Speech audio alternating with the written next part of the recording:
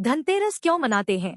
क्या है धनतेरस की कहानी जाने। समुद्र मंथन के दौरान भगवान धन्वंतरी जब अपने हाथों से अमृत कलश लेकर निकले थे, उस दिन कार्तिक मास के कृष्ण पक्ष की त्रयोदशी तिथि थी।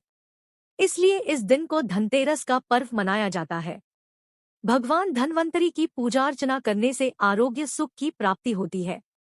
आइए जानते हैं धनतेरस का पर्व क्यों मनाया जाता है और इसकी कथा क्या है। कार्तिक मास के कृष्ण पक्ष की त्रयोदशी तिथि को धनतेरस का पर्व मनाया जाता है। इस बार यह शुभ तिथि 10 अक्टूबर दिन शुक्रवार को है। शास्त्रों के अनुसार इस तिथि को समुद्र मंथन के समय भगवान धन्वंतरी अमृत कलश लेकर प्रकट हुए थे। इस वजह से इस तिथि को धनतेरस या धनत्रयोदशी तिथि के नाम से ही जाना जाता है। भगवान धन्वंतरी के अलावा इस दिन माता लक्ष्मी, धन के देवता कुबेर और मृत्यु के देवता यमराज की भी पूजा की जाती है। इस दिन दीपावली का पर्व शुरू हो जाता है और इस दिन सोना चांदी या नए बर्तन खरीदना बहुत शुभ माना जाता है।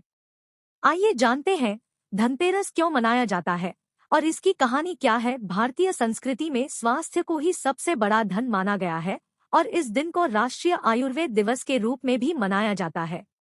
मान्यता है कि भगवान धन्वंतरी को भगवान विष्णु का अंश माना जाता है और इन्होंने ही संसार में चिकित्सा विज्ञान का प्रचार और प्रसार किया।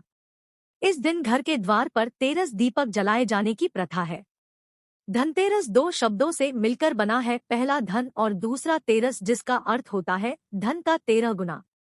भगवान धन्वंतरी के प्रकट होने के कारण इस दिन को वैद्य समाज धन्वंतरी जयंती के रूप में मनाता है। शास्त्रों में वर्णित कथाओं के अनुसार समुद्र मंथन के दौरान भगवान धन्वंतरी हाथों में अमृत कलश लेकर प्रकट हुए थे। जिस तिथि को भगवान धन्वंतरी समुद्र से निकले वह कार्तिक मास के कृष्ण पक्ष की त्रयोदशी तिथि थी।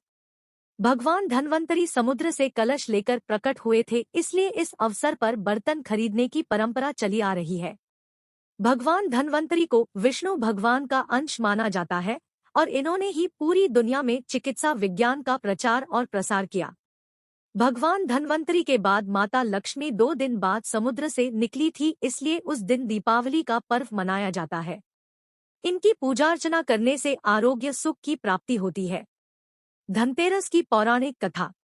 एक बार मृत्यु के देवता यमराज ने यमदूतों से प्रश्न किया कि क्या कभी मनुष्य के प्राण लेने में तुमको कभी किसी पर दया आती है। यमदूतों ने कहा कि नहीं महाराज, हम तो केवल आपके दिए हुए निर्देशों का पालन करते हैं।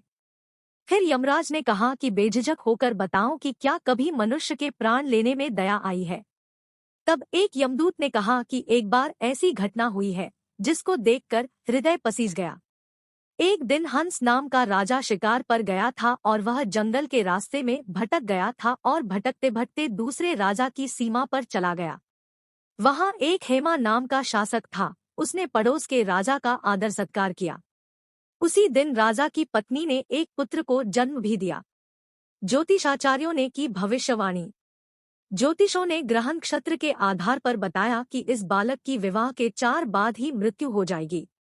तब राजा ने आदेश दिया कि इस बालक को यमुना तट पर एक गुफा में ब्रह्मचारी के रूप में रखा जाए और स्त्रियों की परछाई भी वहां तक नहीं पहुंचनी चाहिए। लेकिन विधि के विधान को कुछ और ही मंजूर था। संयोगवश राजा हंस की पुत्री यमुना तट पर चली गई और वहां राजा के पुत्र को देखा। दोनों ने गंधर्व विवाह कर लिया।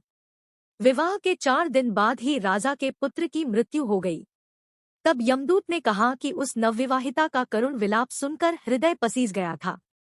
सारी बातें सुनकर यमराज ने कहा कि क्या करें, यह तो विधि का विधान है और मर्यादा में रहते हुए यह काम करना पड़ेगा। यमराज ने बताया उपाय। यमदूतों ने पूछा कि ऐसा कोई उपाय है जिससे अकाल मृत्यु से बचा जा सके। तब यमराज ने कहा कि धनतेरस के दिन विधि विधान के साथ पूजा अर्चना और दीपदान करने से अकाल मृत्यु नहीं होती। इसी घटना की वजह से धनतेरस के दिन भगवान धन्वंतरी और माता लक्ष्मी की पूजा की जाती है और दीपदान किया जाता है।